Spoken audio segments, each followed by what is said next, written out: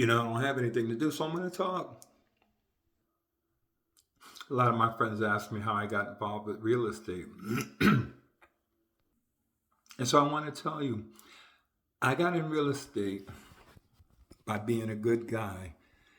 And then the universe just happened to reward me for being a good guy. I never intended to make that money. Hey, listen to what I'm saying. I accidentally made $100,000 and I never meant to do it. Now I'm going to say to you, I don't go to church. I don't tithe. I don't do none of that. But I believe I believe. So I, out of the goodness of my heart, did a gesture. And as a result, I was rewarded $100,000. And while I was sitting down one day thinking about it, I realized everything I call luck, it's not luck, it's God. It's not luck, it's God. Because simple Danny that doesn't know much accidentally made $100,000. I'm getting ready to tell you the story on how I did it. I used to work for a mortgage company that was located in Nanuet. I got lucky to get in there. I don't know how they let dumbass Danny get in there, but here I go. So anyway, I got this customer that comes in and he wants to get a mortgage and he's got a contract on the property. And anyway, he asked me to get the loan.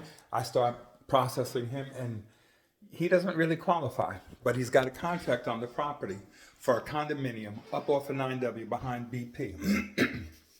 So anyway, I ended up in conversation with the owner, reassuring the owner, hey, please give him more time. He's going to qualify. I'm going to get him to qualify, but please just bear with him.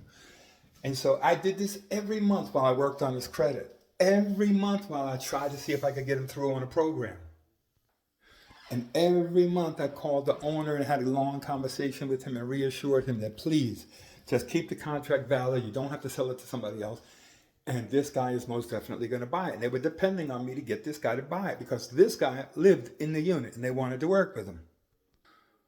Well, after 9 months, I finally got this guy qualified to buy the unit. And I'm ready to call the owner and say, okay, we're ready to close. It's really like good news. And as I'm getting ready to call the owner, the borrower calls me up. And this is what he said. He said, Danny, I got a job with a company called DoubleClick, and they're moving me to Texas, and I can't buy the house now. I mean, I swear to God, my heart was broken. I've given so many promises. I'm gonna let this guy, I just didn't want to break that news to them. In conversation, the company that I work with said, Danny, we can get you a mortgage if you want to buy something. I said, what? Me?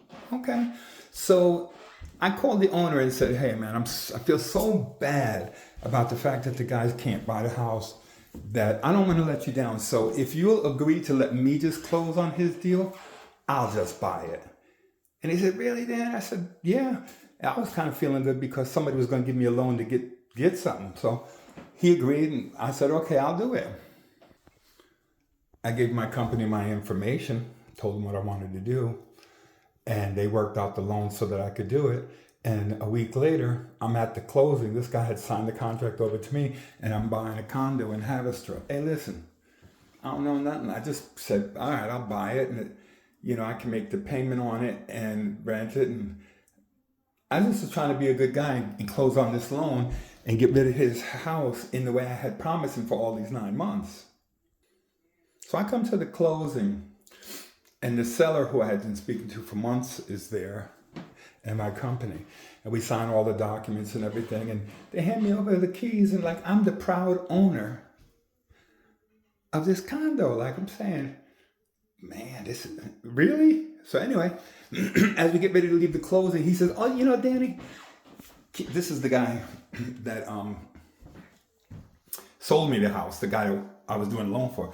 Hey, do you mind if I see the appraisal? I said, no, I don't really care here. Now, he had it under contract for $125. But when he looked at the appraisal, I never looked at the appraisal. When he looked at the appraisal said the value was $225.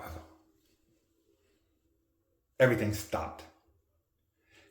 And when it comes to signing the documents and everything, there's an old biblical phrase called, too late. Anyway, so we all left. And at that time, that was 1999, I moved to Georgia and I asked the realtor to rent that property out for me. I had a payment of like $1,200 or something like that.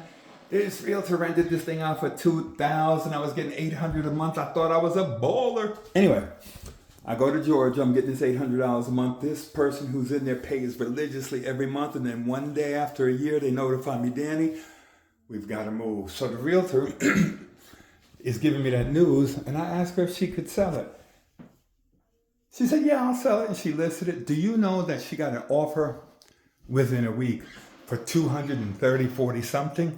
And then by the time we minus out the real estate fees and everything, they paid off the $125,000 loan and netted me a check for $100,000. And then I sat there thinking, wow, all I was really trying to do was be a good guy and buy the house like I promised the guy. And look how I'm rewarded. Boy. So what I'm saying to you is there's no simple energy. There's no secret formula. I just acted in good faith and I tried my best to become the solution, to become the miracle. And guess what? Because I honestly became the miracle, God blessed me with $100,000. I didn't earn that money. I was given that money.